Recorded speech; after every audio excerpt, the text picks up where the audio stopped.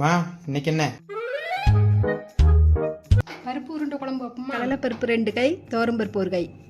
தண்ணி ஊற்றி 1 மணி நேரம் ஊறட்டும். மிக்ஸி ஜாரில் போட்டு குறைன்னு அரைக்கணும். இந்த பதத்துக்கு அரைக்கணும்.